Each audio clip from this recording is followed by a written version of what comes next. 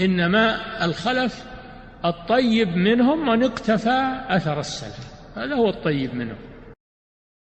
And there are a number of people that after reading this booklet and implementing what is contained within it from advice, that by the will of Allah Azza wa Jal, Allah, He cured them of a number of disorders that they were suffering from in their life, whether it be depression, whether it be extreme sorrow, or other than that. May Allah subhanahu wa ta'ala protect us all from any evil. Naam, that is the benefit, ikhwan, of studying al-ilm wa ta'allum al-ilm,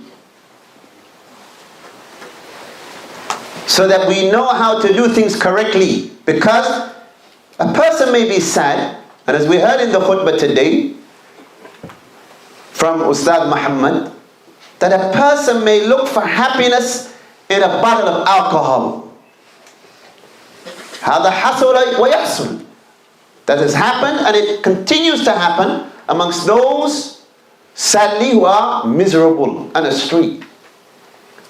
That khamar is only going to bring further misery, because misery is found in the disobedience of Allah Azza wa Jalla.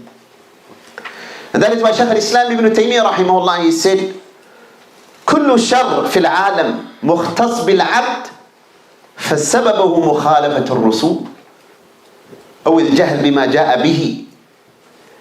He said, all evil in the world that affects the servant results from opposing the messenger sallallahu alaihi wasallam, or ignorance of what he came with. Meaning the remedy is there, but you don't know it. لماذا? Because you did not take the time to learn about the cure and the remedy. There is not a disease that Allah Azza wa Jalla sent down upon mankind except that He sent down the remedy. عَلِمَهُ مَنْ عَلِمَهُ وَجَهِلَهُ مَنْ جَهِلَهُ.